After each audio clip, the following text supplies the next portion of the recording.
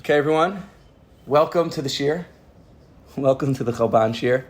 I wanted to give a few introductory remarks, and then we're going to jump in. We're going to learn the Hakdama of the Sefer today. I wanted to speak a little bit about who the Chalban was, and talk about why I wanted to learn the Sefer, and also talk about what we're going to be learning about. And in the end, we'll have a Parsha connection. I also want to say that this is a momentous occasion for me. This is a milestone. Why? Because we made Aliyah a little bit over a year ago, and this is the first real shir that I'm giving since coming here. In the States, I gave shirim regularly, and I feel that's a milestone because it shows that Hashem has been good to me, and my life is feeling more settled after the year of settling the family. And I could start giving shirim again. I'm going to be starting another shir in the Sefer Chai HaNefesh, which is a heavy Breslov Sefer, where he goes through the Nefesh HaChaim and answers up the questions that maybe a tzaddik is an intermediary, maybe it's a Avodah Zarah, what is a tzaddik, all these things. That's not for now. It's a Sefer written by Rav Gedalia Koenig, who was a big Breslover Gadol, and he was one of the Gedolei Ador at the time. But so we have this shir starting with the Chalban, and this is an intro. We'll talk a little bit about who the Chalban was, and then we'll kind of jump in. So the Chalban was Rav Chaim Hakohen Farahi, I think that was his last name, and he was known as the Chalban, the milkman. He was an unusual tzaddik. He passed away in 2019. So I was saying even before this year, my sefer says Rav Chaim Kohen Shlita, because he was still alive then. And they say he was I heard that he was one of the Lamav of Tzadikim. He didn't have a beard. He wore a cap. I think he lived right outside Tel Aviv, maybe in Petach Tikva. And he knew everything. You were going to see that he knew everything. This is just one sefer of his. He has many, many svarim. And is all in Panemius HaTorah, from the Arizal, the Zohar, the Vilna Gaon, the Gra, the Ramchal, Rav Kook, Rabbi Nachman. He was everywhere, and he was an unusual character. If you Google pictures of him, you see he didn't have a beard, he wore a cap. He looked kind of just like a regular, clean-shaven old man. But there are many, many stories, many, many moftim, many miracles about everything that he did, This is also a very heavy Eretz Yisrael Sefer. So, I remember I learned this Sefer, I think, for the first time close to 10 years ago. And I learned it, and my neshama was jumping out of my skin. Why? Because, as you guys know, I have probably around 1,000 classes on Nach, for my Nach daily.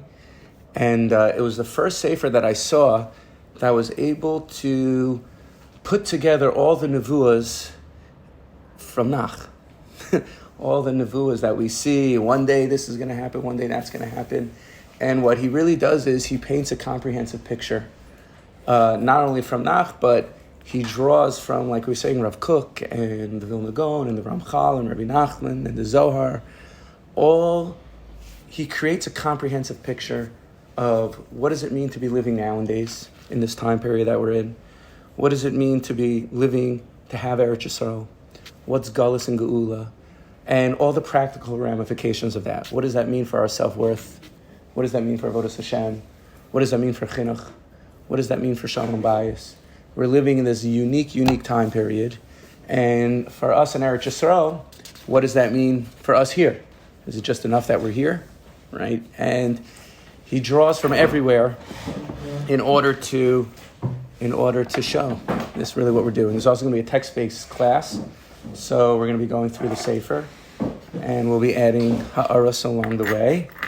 And I would say, without any further ado, we're going to jump in. So I photocopied for everyone the introduction. We're going to learn the introduction. And you'll see, if I could just show you over here, we're going to see how, the chapters aren't long, right? So here's one chapter. It's like this, They're more like ketas, almost. They're more like a few paragraphs at a time. The introduction is a little bit longer. The Chalban himself didn't actually write these svarim. There was a Talmud of his who wrote the svarim. And he read them afterwards, as far as I understand. And make corrections, annotated. He made sure that it was to his liking. So, without any further ado, let's go to the introduction. And I'm excited about this. This is amazing. This Sefer changed my life. It really, again, it's one of these big picture Sfarim, and there are all sorts of things that we hear about Eretz Yisrael and about Galus and Geula, and a lot of it seems far, and we're like, oh, this is that, and we try to put it together, but he did all the work for us, and he put together a comprehensive picture, and he brings amazing chazals about Galus and Geula, and what that means. So it's a Panemius HaTorah Sefer, and that's exciting to me. So let's just jump right in right now. And the Hakdam over here. The Hakdam is a little longer than the regular paragraphs, but we'll go through and we'll skip a little bit also. He himself wrote the Hakdam, as you'll see at the end. He signed it by his name, Chaim Ezra Hakohen, known as the Chalban. Right? So he signed it himself. So this he actually wrote. Kumi Ori Kiva Orich Kavod Hashem Alayich Zarach. Welcome, Yaakov Meir. We're just getting started. Boom. It's preamble. Preamble. We did the preamble. Okay. Here, it's the next one. So it's great, thank you. Okay. Kumi Ori Kiva Orich Ukavod Hashem Alayich Zarach. Kumi Ori, right? This is the famous pasuk, right? We say this during the Chadodi. I believe it was said by the great Yeshaya Hanavi. It says, Kumi Ori, welcome, take a seat. Yeshaya. Jordan, regards to Yoni Sivat. Oh, Yoni Sivat, cool. Okay. Kumi Ori, Kiva Orech, Ukvod Hashem Alayich Zarach. Kumi Ori, get up and awaken, Kiva Orech, because has come the day, Ukvod Hashem Alayich Zarach, when the glory of Hashem is shining. Hanavua Hagadola Hazu. Right, end quote. Now the Chalban's picking up. Hanavua Hagadola Hazu, Asher Nichtav La'achris Hayamim. This great nevuah that was said about the end of days, which is the time period we're living in, Milamedes Otanu Ki Gam Keshaba Or Hagula. It teaches us that even when the light of redemption comes, V'niftechu Shari Shamayim, and the gates of heaven are open, Adayin Sricha Knisa Yisrael Leziras. We still need Knesset Yisrael. We still need to be Mazaris. Lekriya Mevaseret Tov Ha'omaresla Kumi Uri, with this great call that calls upon us. Kumi Uri, get up, awaken. Kumi Kiva Orech, because has come the day. Uravua Rabos Sovabos Saviv Tzir Zeh Le'oresh Yisrael Lehichun Lekras Ha'or Hazarech Aleinu. And there are many nevuahs like this that call upon us to awaken. Right? So at the end of days, this passage says, awaken, arouse in ourselves, that even at the end of days, we're still going to be we're going to have to awaken ourselves, arouse ourselves, give ourselves chizuk. It's not enough just the end of the days. Galus Yisrael Hari Kimisa. The exile, the galus of Yisrael is like death. Tir Damas Kolkach Amuka. It's a deep slumber. Ad Shagam Be'es Asher Yaketz Haketz. So even at the time when the end begins to arouse, begins to awaken, the Orat Elyonim Yimachshu Aleinu, and great heavenly lights are drawn upon us. Adayin Srichan Anu Le'oso Ziras, Kriyas Kodesh Nimeretes. Right? So even so, at the end of days, even though, because Galus is considered death, we still need to, and he's going to bring many proofs for this. He's going to bring amazing things we're going to see from the Vilna Gaon, and from his Sefer Tznius, from his Parish. He brings it early in the Sefer. It's like amazing stuff. How Galus is considered death, and we're in the rebuilding stages now. It's amazing. So he says, so even at the end, when the end is upon us, we still need to awaken to the holy call. Uri, livshei uzech tzion, livshei bigdeg tefartech Yerushalayim ir kodesh. Waken, livshei uzech tzion. Right, wear your strength, Tzion. Livshei bigdeg tefartech Yerushalayim ir hakodesh. Right, that Yerushalayim, right, it's like awaken to who you really are. Like when you step into who you really are, when you step into your destiny, it's like you're putting on your begadim. Right, so he's saying to Tzion, to Yerushalayim, right, awaken to who you really are. Wear your clothing. Show who you really are. It's like the whole world's looking at us. We're the spiritual superpowers of the world. We're the consciousness of the world. And the whole world is looking at us like, give us an answer. Step into who you really are. Superman suit. Don't just, this, that, wear your strength, right? Live Shuzech Yisrael. Hisnari Ma'afar Kumi, right? Get up from the dirt, Shvi Yerushalayim, return to Yerushalayim, Hitpachti Mosrei Tzavarech, Shivya Bat Zion, and shake the shackles from your neck, right? It's like the collar from your neck, but it's like the cows wore like a thing, a yoke, right? Remove the yoke from our necks, right? It's upon us nowadays for each and every one of us and all of Am Yisrael to show our strength. To show our strength not only with the sword, but with the sitter. The sitter and the sword and the sitter. They're revolving two things, but it's on us to step into who we really are and to meet our destiny. And the whole world wants an answer from us. They don't want to hear the Holocaust. They want to hear, here we are in Eretz Yisrael. Here we are back with our strength. Here's Yerushalayim. Yerushalayim HaKodesh, here we are in Ramat Beit Shemesh. Look at these beautiful building. Svarim, Sifriyah. It's all part of the Geula. It's all part of the thing. David HaMelech, Ruach Apenu, Afiyant Kufazu, the Amar. David HaMelech really characterized this Kufa, and he said, Shir Hamalos B'Shuv Hashem, Es Shivas Sion Hayinu Kechomim. Right? That when Shir Hamalos, I don't know exactly how you translate that, right? The Song of Ascent, B'Shuv Hashem, Es Shivas Sion. When Hashem returns at the time period of Shivas Sion, Hayinu Kechomim will be like dreamers. Cholum Ze Einenu Rak Begalus. This Chalum is not only in Galus. Uba Chalamu Al Peshnin Lishuv El Eretz HaKodesh. Right? This dream that we had for 2,000 years in order to return to our land. L'chonein Mikdash v'Kadosh, to prepare the Mikdash and its vessels. Eila Filu Be'esa Geula, even at the times of the Geula. B'Shuv Hashem Es Sion, Gam Az Hayinu Kechomim. Right, so let me finish the paragraph. Mamshichin Livkosh Es Ha'asir HaGodo Rak B'Cholom, Af Shehu Kfar Mimashmesh Uba Mitzios. So he's bringing all these psukim to show that even at the times when we return to Eretz Yisrael, right, we're still going to have a dream of Geula, right?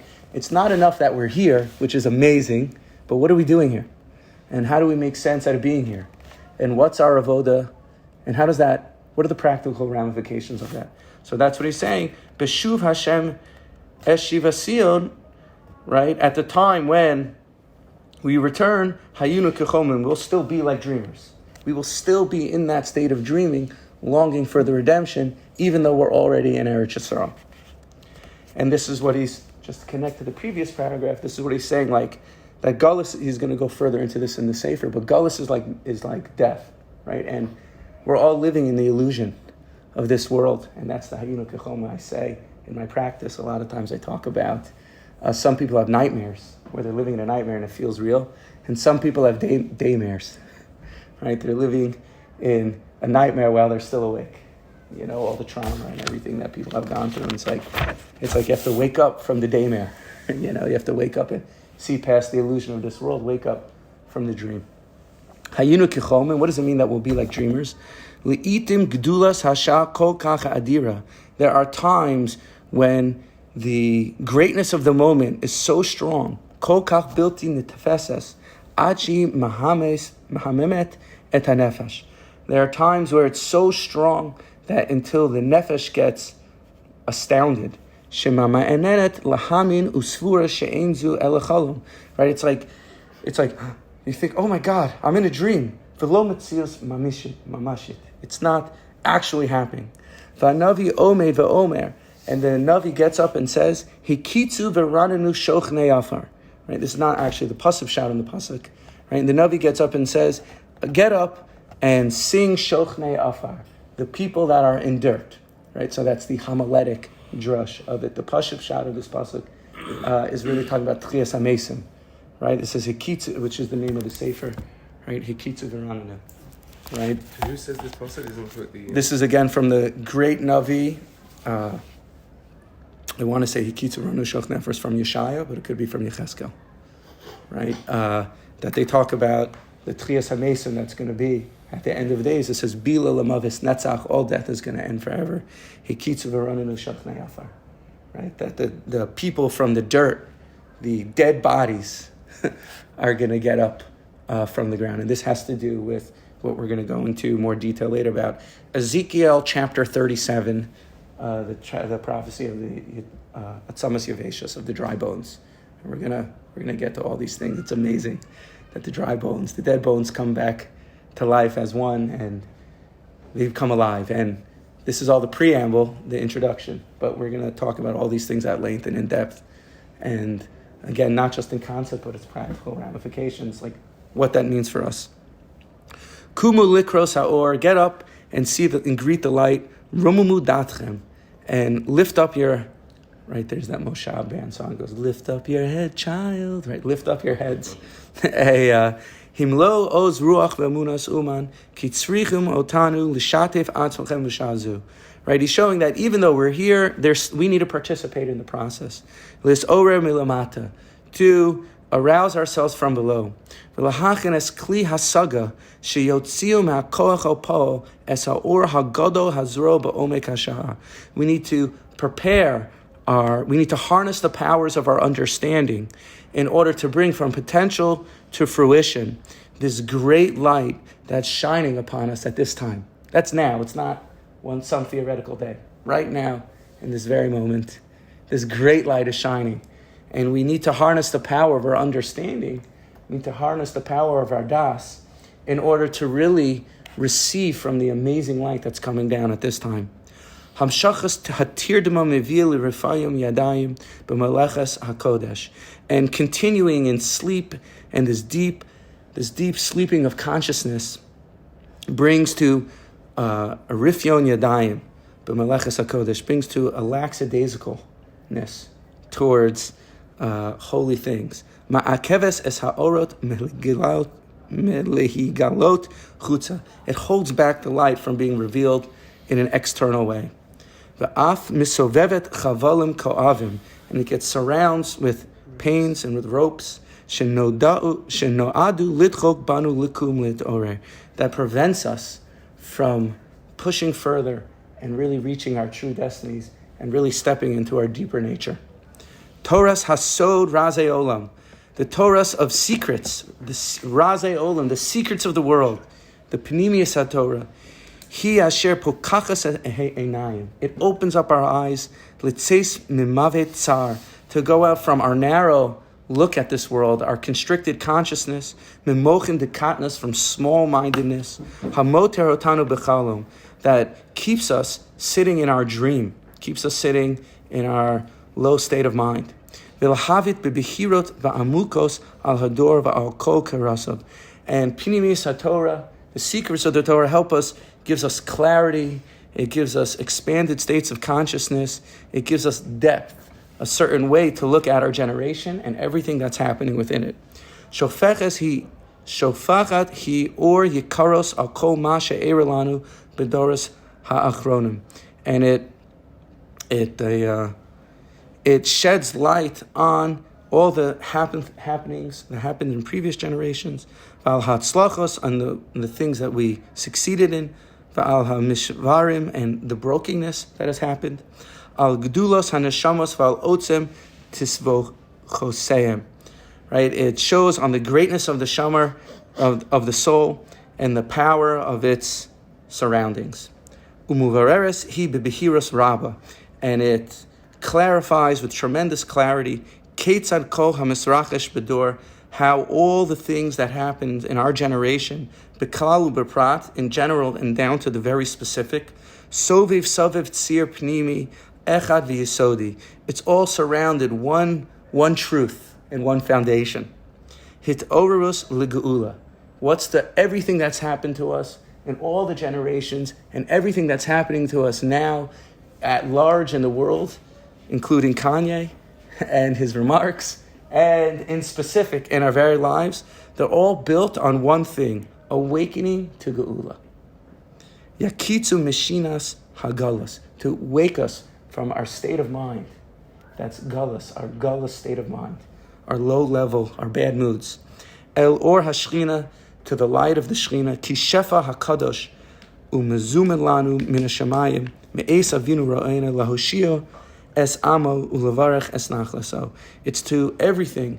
The Pnimius HaTorah awakens us to the Shefa HaKadosh, this holy, divine energy, Mezuma lanu min hashamayim, that was prepared for us in heavens, from Me'es Avinu Ro'enu, from our Father, our Shepherd, V'hoshias amu levarech es nachlaso, to save our nation, ulevarech es nachlaso, and to bless our nation. See, they're very strong words, right? Even reading these words, it gives you, it awakens you up. That all the world's events and everything that's happening from day one, from Adam Rishon, is for one thing, to awake us to Geula. And what does that mean? Right? It means, we're going to get into what this means, right? But, that our life and the history of the world, it's not random, right? And when we look at the world, Rabbi Nachman speaks a great deal about this, and Rav Kook talks about this also in, what's that sefer called? That Rav Kook sefer is not coming to mind right now. Eidar Yakar, right? Eidar Yakar, where he talks about, Rav Nachman Mamish spoke about this in Torah Beis, in the second Chelik in Likutei Moharan, about seeing the Echad and the Peulos HaMishchanos, that seeing the oneness behind the multiplicity of creation. And that in our world, we see things that look mechulak. It looks like it's kind of random, and this doesn't make sense, and that doesn't make sense. But there is one thing that's driving all the world events and everything that happens, and that's the Sod of Geula. That's redemption, right? That Hashem is constantly, right? When you look at the world in Chitzonius, it looks like the world's getting worse, right? It looks like there's China and there's COVID. I mean, that's kind of on the wraps for now. And there's this election and there's that election. When you look at the world Chitzonius, it looks like the world's falling apart. But when you look at the world through the lenses of Panemius HaTorah, you see that the world is actually moving forward. The world's advancing. Because there's one thing that includes all the happenings of the world, and that's the Sod HaGeula. That's the secret of redemption. Right? I once heard in the name of the Chafetz Chaim that the last Ani Mamin of Tchias HaMesim is the most important one. Why? Because what that includes is, not only does it include all the other Ani Mamins, right? If you believe in Tchias HaMesim, that means you believe in the previous ones of it, the Torah of Moshe and all the Nevuahs, and Hashem is one. But it also shows that Hashem is moving the world towards Geula, right? That all the happenings in the world, that everything that you read in the newspaper and everything, right? Even all the tragedies, it's all part of the bigger picture of redemption. It's all part of the bigger picture of Geula. And it takes the Panemius HaTorah, it takes learning the secrets of the Torah, it takes learning the great tzaddikim, the Gra, the Ramchal, Rabbi Nachman, Rav Kook, the Zohar. It takes a certain look at the world, that when we understand that look, we could look at the world the same way.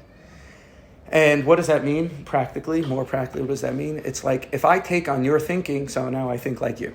I see the world like you. It's like I work with parents all the time. I work as a therapist, and a lot of times it's like parents try to get their kids out of their bad moods. So what do? They try to coax them and talk them, and you try to convince them not to be in a good mood. But what happens? The parent ends up in a bad mood themselves also, and they wind up fighting with their kid. Why? Because now that you lowered yourself to your kid, you took on your kid's thinking. So now the world looks like the way it looks like to your kid. So you take on your kid's thinking, now you feel like your kid, right? So it's when you take on the das of something, right? When you start understanding something, and you take on a certain way of thinking that gets funneled down to you through the great tzaddikim, you now start seeing the world through Panemius and not through Chitzonius. You take on that mahabit, that glance, that look, that way of looking at things, and it changes all areas of your life. It doesn't only go from the physical location of diaspora to Eretz Yisrael, which is one shlav in the Geula, as we're going to see, but its ultimate, the Geula, is Malaras Deis Hashem Kimayim Yam L'Chasim, that the world will be filled with the das, will have godly thinking, right? That will like he's saying, like the Gullus is like a deep sleep, it's like Misa, right? But when you pour in the Das Elyon, the Das of Hashem, right? So then you have God mind. When you have God mind, you see the oneness of creation. You see the Echad behind everything, right? And then you see how everything is happening. It's like I look around Eretz Yisrael, and it's so meaningful for me living here, because you see Geula everywhere. You see, like, even this like I was saying, this building, right? The Navi Yeshaya says, one day they're going to come back and build Eretz Yisrael with nicer, with precious stones. These tiles, right?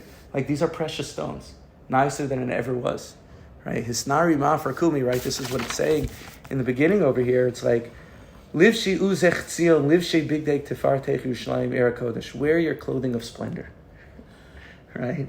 It's the tiles, it's the tables, it's the chairs, right? So it's an amazing thing. And through learning Pnimiyas HaTorah, so that gives a person, it takes you no longer from Galus mentality. It takes you to Geula mentality. It takes you not from a static reality where everything in your reality remains the same, but it takes you to a reality of where everything is changing, and the potential and the hope and the energy and the chiyus that a person gets from that it's mamish geuladik. And here we are in Eretz Yisrael. It's like it's all happening. It's like the Shefa Elyon is pouring into us, but we remain in many ways in tunnel vision. We remain disconnected from that. Any thoughts for now? We're going to read more, but any thoughts? Not me. I'm always connected. Yeah. Quick question. I was thinking. Oh, sorry. No, I was just thinking before you said Nachman as a Torah, like Atzas Tzadik versus Atzas Nachash. They get that Atzas Tzadik. It's almost like receiving a zera from man to woman. Kiviyachol, and it takes on a life of its own. That Eitzah, and it becomes part of your whole psyche. That's right. Was that in Torah Beis or Torah Zion? Oh, Zion. In Torah Zion, Likutei Moharan, just to explain that, he says about how getting advice from someone is Eitzah is like receiving their das. And there's good advice and there's bad advice, right? Good advice, it comes from like the Eitz HaChaim, it comes from a very pure and holy place, it comes from pure das. And bad advice comes from the Nachash HaKadmon, the primordial snake. That was there, right? So when you take bad advice, it's like, it says, V'hasiyeni, Chava said that the Nachash impregnated me with what? Hashiani, right? That the Nachash impregnated me. Rabbi Nachman learns that's talking about bad advice, bad wisdom, bad das, right? So through elevating the mind, that that lifts up the whole person. And that's obvious, right? And this should also be obvious to everyone, right? It's not just about your punitive, small-minded thoughts that you have, right? It's like our mind is not just electrons and neutrons firing away. Bing, bing, bing, bing. Like if you could touch your brain, would you be touching your thoughts? Nope. Right? The answer is obvious. No, right? You would not be touching your thoughts, right? If I take out all the thoughts in your head and put them in this room, how much room would they take up? Mucho. None. They wouldn't take up any room. You can't touch thoughts. They're invisible. Well, yeah, like radio waves, it'd be like zillions of them zigzagging across the... Well, that's the thing, that our mind... Spiritually speaking. Our mind is ruchnius. Even physically speaking. Infinite. Physically speaking, you can't touch your thoughts, right? They're not just the impulses that come to you, right? Like, that is the das, right? That our mind is a spiritual power, right? It's totally ruchnius, the whole thing. And like, when we learn from the great tzaddikim, right? When we learn the tzaddikim that we're giving das, giving big picture wisdom, and giving consciousness out to the people, so then our consciousness shifts. Something shifts in our mind. And something shifts in our mind, and then that's what I was trying to say before, like taking on other people's thinking, right? Something shifts in our mind, and we receive greaterness from the great spirituality. We receive great ruchnius. Can I shift me now? Is it okay? What? So how much of this was in the series about the pre-tzaddik? They don't agree with them. The reason why Moshe Rabbeinu was died and buried on the border of Eretz Yisrael, heard of this before? Is that Moshe Rabbeinu represented pure das in its absolute form. Yeah. And that opposite Eretz Yisrael was shittim. Right, so yeah, is that right? Shittim. Yeah. So shittim comes from the word shtus. And the Gemara tells us that they only connect the person that he sins because of ruach shtus. So therefore, Eretz Yisrael needs to be protected from ruach shtus. So Moshe Rabbeinu is buried on the boundary of Eretz Yisrael to stop shtus, ruach shtus, from affecting Eretz Yisrael. So there's certain sense, there's like sort of energy of da'as that comes across the border. That's like a shield. Yeah, that's amazing. So you're saying that the idea is to plug into da'as as opposed to there's a lot of shtuyot and the shtuyos, and to sort of plug into the das, which is the das of Hashem, and then that would be impacted in Eretz Yisrael and to. Yeah. Like the term, it's funny. I always think about this. It's like amazing. Like in Sefer Chassidus, and they call it, mochin the katnus and mochin the godless, right? But in English, if you translate that, it comes out to be. I just like these terms better, like small mind and big mind. Like we're living in our small-mindedness. Sounds like petty versus not petty, as opposed to the Hebrew word. Well, as in the Hebrew. In the Hebrew, it's katnus. Katnus. Yeah, katnus. Yeah, if you translate it to English, it's like more like it's more small-minded actually. Small-minded. When you do it, the Hebrew translation gives you a bigger. But I like the English terms better. You know? You do? Yeah, I like the English. English. No. To grow up with that, maybe. Well, it's something about the English language. It's like your native tongue, But like small-minded, like we understand that we could live in small-mindedness. That's the tirdama. That's the slumber. That's the daymares that we're in. We have a small-mindedness thing. I gotta do this. I gotta do this. How does it? Right? It's like a small-mindedness. It's a low level of consciousness. But then you have big mind, mochin the godless. It's like expanded look on life, right? And when you have this expanded look on life, right? Because the das is elevated, so then you wake up from kalos, right? You step into who you. I like to think of it as like you really live your life, right? You own your life, like. When a person sees life, we spend so much time thinking about someone else or something else or other people's lives, right? If we would live with mochin the godless, if we would have big mind, like we would fully inhabit our lives, we'd fully inhabit our bodies, we'd fully embrace the challenges and the struggles that we have, but in a certain way, we're in constricted consciousness. Not like I like to think of it as like we're not inhabiting our own bodies. Even I work with people and like they're totally people have traumas and different things in life and they're disassociated from in major ways. It's like their spirit's hovering above them. They're totally not grounded and rooted in themselves. But when a person is rooted in themselves, and I like to think of it as like your spirit filling your body. Like when you're rooted in yourself and you own your life, you say, yes, this is my life. This is the best life that I could possibly have.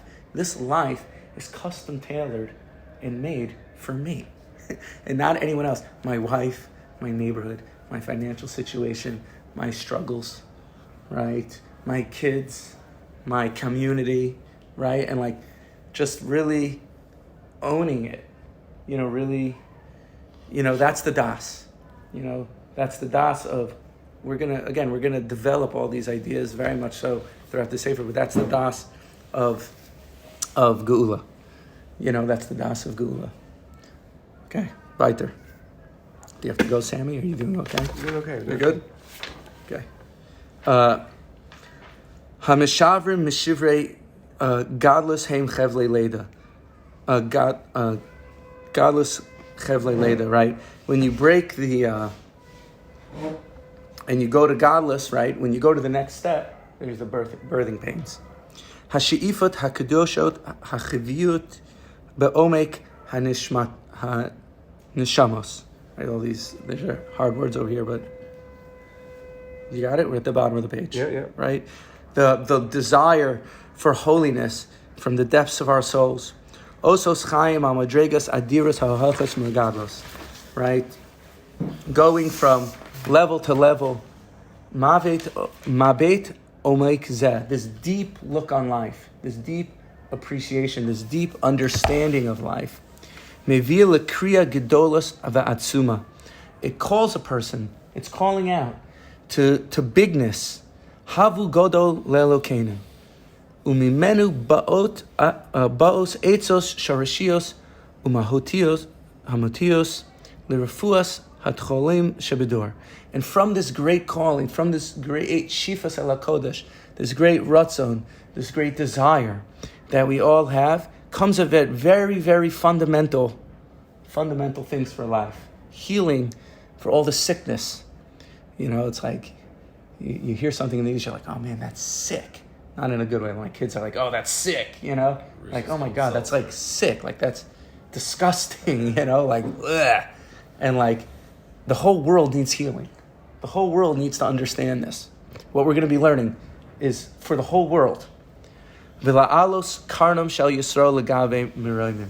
That Am Yisrael, we need to lift up our horns. We need to step into our true identity. Now he's going to quote from the Zohar. Uvegin da'asidin Yisrael limitam me'ilan dechaye di'ihu hai sefer hazohar yafgun bei min gelusa berachme. Right? Uvegin de'asir Yisrael limitam be'ilana dechaye. And in the future, when Klal Yisrael is going to taste from the Eitz HaChaim, from the tree of life, not from the Eitz HaDas, the Ihu Hai Sefer Zohar, and what's that Eitz HaChaim? The Eitz HaChaim is the Sefer HaZohar. Yafkin Bey min Galusa berachme. They're going to go out from Galusa, from Galus, with compassion. Right? This is a famous quote. Rabbi Nachman starts. How can the Zohar say that? I mean, how can the Zohar say that it's the Zohar? Because the Rashbi, he was the one bringing out the light of Geula. He was teaching, that he was revealing the panemius of the world. He was revealing everything. So he understood that in his Sefer Zohar contained the light of Geula in it. Furthermore, how could the Rashbi say that? I would say much ink has been spilled on this question, and we'll, as I mentioned at the beginning, we will be giving shiurim in the Inyan of a tzaddik. We're still working on the time for it, but from Sefer Chaya Nefesh from Rabbi Gedalia Koenig, who wrote about what's a tzaddik and how can tzaddikim say certain things, and he goes through the Nefesh HaChaim and talks about how we misunderstand it and we think that it's being mekatrig on tzaddikim, but we're going to be learning about the Inyan of tzaddikim. There's like just being really straight, there's a lot of pushback on. I mean, I know there's like a movement of people like Rabbi Nachman, but there's still a huge amount of pushback in the frum world on the Zohar itself. On learning, huh? Sorry, go ahead. No, on learning Zohar, and it's not really for me. I'm not saying it's right. I'm saying there's this very, very strong pushback to the extent, as I said to the show before, I'm publicizing the shit. I have friends who are in a very sort of yeshiva shul, which could bottom view spoken to. There's a very strong of course. No, but so what I'm asking on a materialistic level, this is a very, very strong force. It's a strong force that prevents people from moving forward, because also it happens in pacts. People group together, and this is our shita. And they say you can't and learn therefore, that, and that prevents. If this is the MS, so this is the work that's a huge stumbling block. Because we're talking about people who are mamash, Ovdei Hashem and halacha and Gemara, and there's lots of learning and huge groups. And they bring up families, and it's huge, and it's like a block. Well, I would say this, and this is a one-legged answer, but there's what to talk about when it comes to this. That, like, I'm just going to repeat for the recording over here that people didn't. Sammy, who's amazing, who arranged the shiur, people said to him, like, how can you be teaching the Chalban?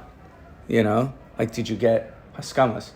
I mean, so, like, there's pushback on learning Pneumis HaTorah, and I think that's precisely the thing. Like, when you look at the world, b'chitzonius, when you look at the world in a superficial way, so it looks like, well, how can you do that, right? And, like, Rav Kook writes at length about how people don't learn Pneumis HaTorah, and that creates all sorts of distortions. So the question is, why didn't people learn Pneumis HaTorah? There must have been a reason why people didn't do it. They're taking one side. Well, Cook says that, and then another essay in ours in the same sefer, he also gives criticism of people that learn too much nistar without having a foundation of nigla. The thing that people oppose that they're like focusing on one side. If he says both, then that's no. I'm just saying people are giving pushback for focusing on one side of the coin. I don't know. I can't speak for them. I think there are historical reasons, but I'll tell you what the Moreh Nayim writes. The Moreh Nayim, he was one of the main Talmidim of Baal Shem Tov.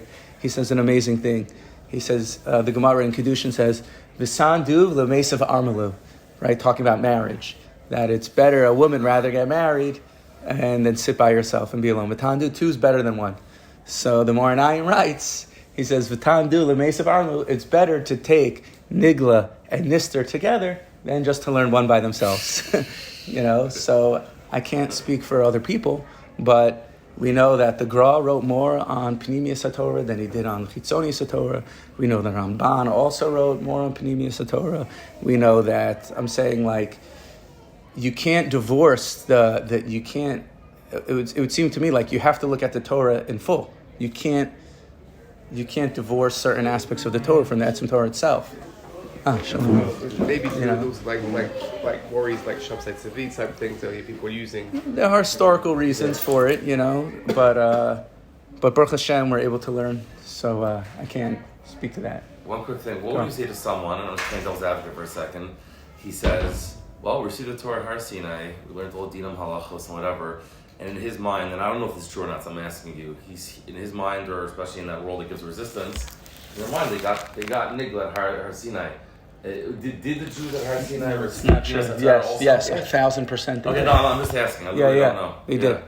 They for sure You did. can't, but it sounds like you can't have one without the other. Right. Yeah. It doesn't work. It's an engine without the body of the car, and vice versa. I mean, what do you want to? Even the Sefer Yira, like like Reishis Chachma, they talk about doing mitzvahs without Ava and Yira are the wings to our mitzvahs. It's like they say a story about this is really tangential, but they say a story about the Baal Shem Tov, that Rosh Hashiva was showing off his new base medrash to the Baal Shem Tov, and he said, the Baal Shem Tov walked in, the Baal Shem Tov walked in the Rosh Hashiva, and the Rosh Hashiva said, he said, oh, the Baal Shem Tov said, oh, look, this is amazing. The Baal Shem Tov said, oh, look, your shul is filled with tefillas. And the Rosh Hashiva said, oh, that's incredible. It's filled, this is Misnag de Shemai, so take it with the greatest salt. So he said, the Rosh Hashiva said, oh, that's incredible. It's filled with tefillas. Wow. And Baal Shem Tov said, no. They never went past the roof. They're stuck in the thing. They didn't go to where they need to go to. And like the Reishis Chachma writes, like Ava and Yira, Pnimius HaTorah, is the thing that gives tefillas wings, like a bird, to fly to where it needs to go to, And it's all through Pnimius HaTorah. And here, this is one of the reasons why the Chalban, what we're learning is giving this introduction and stressing this, right? Even if you learn the introduction to the Leshem, Rav Yasha's grandfather, what he writes there about how important learning Pnimius HaTorah is, means it's not just a Hasidish versus Litvish thing. This is the Etzem Torah itself. Like if you learn the introduction to the Leshem, it's like, whoa, what he writes over there, how important it is to learn Pnimius HaTorah and what that does for a person and what happens when you don't learn and how Pnimius HaTorah is really for everyone, not just for the great tzaddikim. He writes there like, it's kedai to learn it, He writes there so stark about it, We'll finish this paragraph and then we'll end over here. Send you the recording, right? But Sefer Zohar, with the Sefer Zohar, you got a Galus, Sefer Zohar, who asher huchan l'tzakas nishmas kodesh al ama yoshev b'tzion, no say neshama la'ama le'ev ruach l'holchem ba. It gives a soul back to the nation. So we'll wind down over here for today. I know we started late. And basically, so through learning the Sefer, we're going to see all good things. It's going to lift up our minds. It's going to bring us from Galus to Gula. It's going to explain to us everything that's happening nowadays. And we're going to be able to live with that consciousness. And just to end over here, Parshas Lech Lecha, we'll tie it in with the Parsha, right? It says, Lech Lecha ma'artzecha. It's all about loving Eretz Yisrael, right? To go to a Makom Asher Areka, right? Yeah. Goes to the Makom Asher Areka. Hashem says, go to the place that I will show you, right? The Ramban learns, not in the place that I will show you, but the Makom Asher Areka, in the place where I will make myself seen to you. That in Eretz Yisrael, we have the ability to see Hashem with greater clarity. And Rashi says, Vayaras HaMakom, which is the Makom, the place, that Hashem didn't tell him where exactly to go. Just go. Why? Because he wanted it to be chaviv. He wanted to have desire. Rashi says Hashem wasn't logilo him, Avram, the place right away, so he should have desire for it. So even desire alone, certainly us B'nai Eretz Yisrael that get to live here, but desire alone to connect to the land, to want to love the land, to living. That's the name of the series, Living, Loving the Land. Right, which we're going to learn about. Living, loving the land, and I'm super excited and looking forward to this amazing lima with everyone. Shabbos. Yeah.